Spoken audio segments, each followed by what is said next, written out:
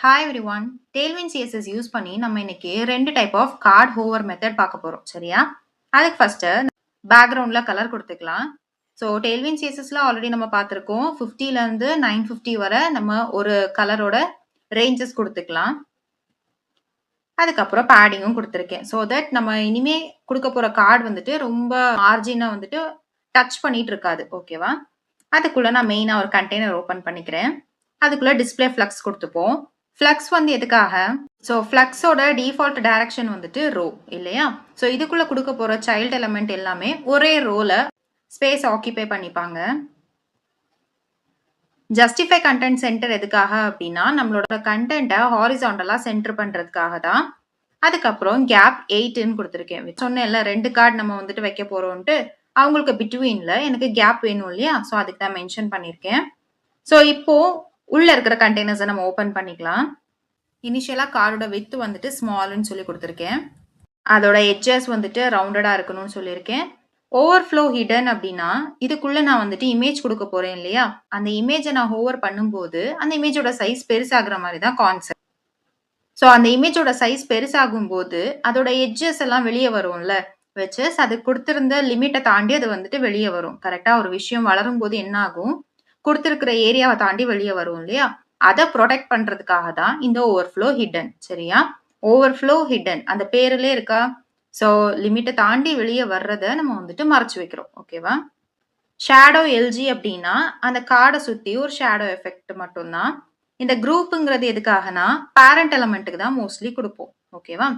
எதனால நான் இங்க யூஸ் பண்றேன்னா இதை நான் ஹோவர் பண்ணும்போது தான் எனக்கு இன்னொரு எஃபெக்ட் நடக்கணும். கரெக்டா? ஸோ இந்த பேரண்ட் எலமெண்ட்டை ஹோவர் பண்ணும்போது ஒரு சேஞ்ச் நடக்க போகுது. கரெக்டா? ஸோ அதை தான் இங்க கொடுத்துருக்கேன். சைல்டு எலமெண்ட்ல அதை யூஸ் பண்ணும்போது சொல்றேன். அதுக்குள்ள இன்னொரு கண்டெய்னர் ஓபன் பண்றேன். சரியா? ஸோ இது வந்துட்டு ஃபுல் வித் ஆக்கிபை பண்ணிக்கணும். ஹைட் வந்து 48ன்னு கொடுத்துருக்கேன். இங்கேயும் நான் வந்துட்டு ஓவர்ஃப்ளோ ஹிடன் கொடுத்துருக்கேன். இதுக்குள்ள தான் நான் வந்துட்டு அந்த மெயின் கண்டென்ட் which is நம்ம இமேஜை நான் வந்துட்டு பிளேஸ் பண்ண போறேன். சரியா? இமேஜ் டேக்ல இமேஜ் வச்சாச்சு. தெரியுதா? இமேஜ் வந்துருச்சா? இப்போதைக்கு எந்த ஒரு எஃபெக்ட்டுமே நடக்கல. ஸோ இங்க தெரியுதா? குரூப் ஹோவர் which is இந்த பேரண்ட் எலமெண்ட்ல நம்ம கொடுத்த அந்த குரூப்புங்கிற அந்த கிளாஸ் நேம் தான். இதுல நீங்க வந்துட்டு கேட்கலாம் வேற ஏதாச்சும் நேம் கொடுத்துக்கலாமான்னு. அப்படி எதுவும் கொடுக்க கூடாது. குரூப்னு தான் கொடுக்கணும். ஓகேவா? ஸோ தட் இந்த பேரண்ட் எலமெண்ட்டை ஹோவர் பண்ணும்போதே எனக்கு என்ன நடக்கணுமா? அந்த இமேஜோட சைஸ் வந்துட்டு பெருசாகணும்னு சொல்லியிருக்கேன். தெரியுதா? ஸோ ஹோவர் பண்ணும்போது அந்த இமேஜோட சைஸ் பெருசாகுது. ஸ்கேல் அப்படின்னா என்னது? ஆல்ரெடி இருக்கிற ஒரு எலமெண்டோட ஹைட்டோ வித்தையோ நம்ம வந்துட்டு கொஞ்சம் இன்க்ரீஸ் பண்றது தான். ஓகேவா? அதுக்கப்புறம் நீங்க அதில் கவனிச்சிருப்பீங்க கொஞ்சம் ஃபாஸ்டா இருக்குல்ல, ஹோவர் பண்ணும்போது டக் டக்குன்னு வந்த மாதிரி இருக்கா? ஸோ அதுக்கு நம்ம என்ன பண்ணலாம்? டிரான்சிஷன் அப்ளை பண்ணலாம். வச்சு ஸ்மூத்தா நீ வந்துட்டு ஜூம் ஆகி ஜூம் அவுட் ஆகு அப்படிங்கிற கான்செப்ட். ஓகேவா? ஸோ டியூரேஷன் வந்துட்டு 500 மில்லி செகண்ட் கொடுத்துருக்கேன். ஸோ ஈஸ் இன் அவுட் அப்படின்னா அதோட ஸ்பீட் தான். ஓகேவா? So linear ease in ease out இந்த மாதிரி எந்த காம்பினேஷன்ல வேணாலும் நீங்க யூஸ் பண்ணிக்கலாம். ஸோ வித் வந்துட்டு ஃபுல்லா ஆக்கிபை பண்ண சொல்லிட்டேன் இந்த இமேஜுக்கு. ஹைட்டும் ஃபுல்லா கவர் பண்ணிக்கோன்னு சொல்லிட்டேன். அதுக்கப்புறம் என்ன கொடுத்துருக்கேன்? Object cover. ஓகேவா? வெச்சஸ் அந்த ஆப்ஜெக்ட் வந்துட்டு எந்த ஒரு கேப்பும் விடாம கவர் பண்ணிக்கணும்னு சொல்லியிருக்கேன்.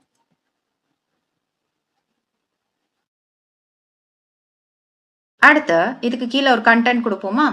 சரியா? இல்லைன்னா அது வந்துட்டு வெறும் பிளெயினா இருந்த மாதிரில இருக்கும். ஸோ கண்டென்ட்டுக்கு வந்துட்டு பேடிங் கொடுத்தாச்சு. ஸோ டெக்ஸ்ட்டுக்கும் சைஸ் கொடுத்துட்டேன். செமி போல்டா இருக்கணும்னு கொடுத்தாச்சு. டெக்ஸ்டோட கலரும் கிரேன்னு கொடுத்தாச்சு. ஜே கிளிக் சொல்யூஷன் கொடுத்துருக்கேன். தெரியுதா? அண்ட் உங்களுக்கு டிஃபரன்ஸ் தெரியுதா? அந்த இமேஜ்ல மட்டும் ஹோவர் பண்ணா மீன்ஸ் அந்த இமேஜ்ல ஹோவர் பண்ணா மட்டும் அது பெருசாகாது. அந்த பேரண்ட் எலமெண்ட்ல நீங்க எங்க டச் பண்ணாலும் அது வந்துட்டு ஜூம் இன் எஃபெக்ட் கொடுக்கும். ஓகேவா? அதுக்கு தான் இந்த குரூப். சரியா? அதுக்குள்ளே ஒரு சின்ன பேராகிராஃபை கொடுத்துக்கலாம். நல்லா இருக்கா? ஒரு நார்மலான ஒரு கார்டு எஃபெக்ட் மாதிரி இருக்கா? ஓகேவா? அடுத்து செகண்ட் கார்டு பண்ணுவோமா? அண்ட் இங்க பாருங்க பெர்ஃபெக்டா சென்டர்ல இருக்கும். இதை பெர்ஃபெக்டா சென்டர் கொண்டு வரதுக்கு நம்ம என்ன யூஸ் பண்ணோம்? ஜஸ்டிஃபை சென்டர் யூஸ் பண்ணோம் இல்லையா? அதுதான். ஓகே, நெக்ஸ்ட் கார்டு பார்ப்போம். இதுக்கும் சேம் திங் தான். மேக்ஸிமம் வித் வந்துட்டு ஸ்மால்னு கொடுத்துருக்கேன். சேம் ரவுண்டட் வந்துட்டு ரவுண்டட் வந்து எதுக்காகனா இந்த எட்ஜஸ்லாம் வந்து லைட்டா அப்படி கர்வா மாதிரி இருக்குல்ல அந்த ஒரு ரீசனுக்காக தான். ஓவர்ஃப்ளோ ஹிடன் எதுக்காக பார்த்தோம்?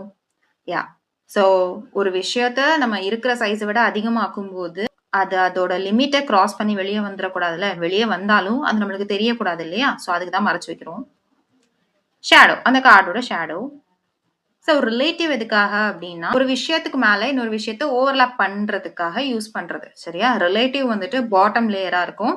அதுக்கு மேல வைக்க போற விஷயத்த வந்துட்டு ஆப்சல்யூட் அப்படின்னு பொசிஷன் கொடுப்போம் சரியா? இங்கேயும் நான் குரூப் யூஸ் பண்ணியிருக்கேன். ஸோ பேரண்ட் எலமெண்ட்டுக்கு தான் இந்த குரூப்புங்கிற அந்த கிளாஸை யூஸ் பண்ணுவோம். இப்போ இது வந்துட்டு ஒரு பாட்டம் லேயர் சரியா? அதுக்கு மேல சேம் இமேஜ் தான் கொடுக்க போறேன். அடுத்து அதுக்கு கிளாஸ் கொடுப்போம். வித் வந்துட்டு ஃபுல் வித் ஆக்கிபை பண்ணிக்கோ. Object cover. ஸோ இருக்கிற அந்த கொடுத்திருக்கிற பேரண்ட் எலமெண்டோட அந்த வித்தை நீ கவர் பண்ணிக்கோன்னு சொல்லியாச்சு. இதுக்குள்ளதான் நம்ம என்ன பண்ண போறோம்னா அந்த டாப் லேயரை வந்துட்டு வைக்க போறோம் சரியா? ஸோ அப்பவே சொன்னேன் ரிலேட்டிவ் அப்படின்னா பாட்டம் லேயர்னு சொல்லுவோம். ஆப்சல்யூட்னா அதுக்கு மேல வர லேயர் சரியா?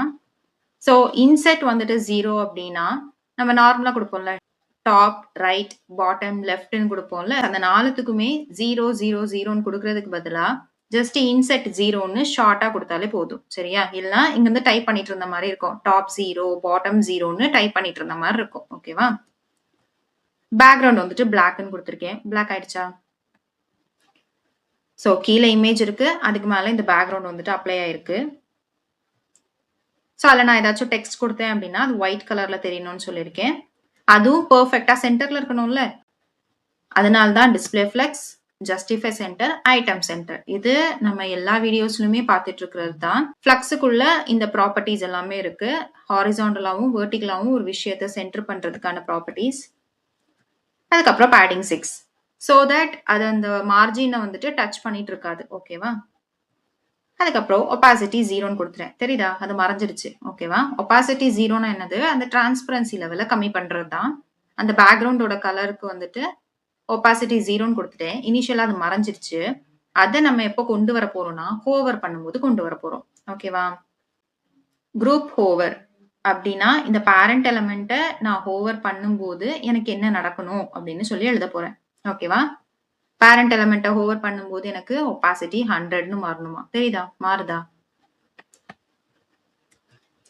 அதுக்கப்புறம் அது ஸ்மூத்தா இருக்கணும்ல. அதே மாதிரி தான் இங்கேயும் யூஸ் பண்ணும். இது எவ்வளவு ஸ்மூத்தா வருது.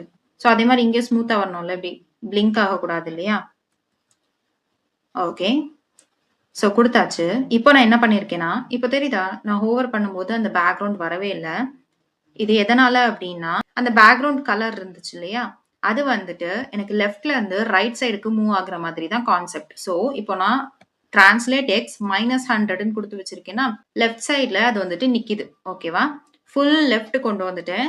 ஸோ ஹோவர் பண்ணும்போது எனக்கு அது ரைட்டுக்கு போகணும். ஓகேவா? ஸோ ரைட் சைடு ஃபுல்லா கவர் ஆகணும். அந்த மாதிரி ஒரு எஃபெக்ட் தான் கொடுக்க போறேன். ஸோ திருப்பியும் நான் குரூப் ஹோவர் எழுதுனேன். ஸோ பேரண்ட் எலமெண்ட்டை நான் ஹோவர் பண்ணும்போது எனக்கு என்ன ஆகணும்? இந்த பர்டிகுலர் திங் வந்துட்டு எனக்கு ரைட் சைடு போகணும் இல்லையா? ஸோ இப்போ எனக்கு ரைட் சைடு தான் போகும். லெஃப்ட்ல இருந்து ரைட் சைடு தான் போகும். ஆனா டக் டக்குன்னு நடக்கிறனால நம்மளால விசிபிளா பார்க்க முடியல. ஸோ அதுக்கு நம்ம என்ன பண்ணலாம்? டிரான்சிஷன் கொடுக்கலாமா? இப்போ கொஞ்சம் ஸ்மூத்தா தெரியும்னு நினைக்கிறேன். தெரியுதா? ஓகேவா? ஸோ டியூரேஷன் கொடுத்தீங்கன்னா இன்னும் கொஞ்சம் ஸ்மூத்தா தெரியும். தெரியுதா? ஓகேவா? ஸோ லெஃப்ட்ல இருந்து ரைட் சைடு மூவ் ஆகுதா? சரியா? ஃபர்ஸ்ட் லெஃப்ட் சைடு -100ல இருக்கு. அதுக்கப்புறம் ரைட் சைடு 0க்கு போயிடுச்சு. ஸோ அதுக்கு ஒரு ஸ்பீடும் கொடுத்தாச்சு. ஓகேவா? ஈஸ் இன் அவுட் அப்படின்னு கொடுத்தாச்சு. அவ்வளவுதான். இனி இதுக்குள்ள டெக்ஸ்ட் மட்டும் வச்சா போதும். நீட்டா இருக்குல்ல? நீட் அண்ட் சிம்பிளா இருக்குல்ல கோடு? ஸோ டெய்ல்வின் CSS யூஸ் பண்ணி இந்த மாதிரி சிம்பிளா நீங்க வந்துட்டு ஹோவர் எஃபெக்ட் வைக்கலாம். நீங்க கிரியேட் பண்ண போற வெப்சைட்டுக்கு கண்டிப்பா இந்த மாதிரி கார்ட்ஸ் எல்லாம் யூஸ் பண்ணுவீங்க இல்லையா? ஸோ அதுல உங்களுக்கு பிடிச்ச மாதிரி ஹோவர் எஃபெக்ட் நீங்க வச்சுக்கலாம். ஓகேவா? தேங்க்யூ ஃபார் வாட்சிங்.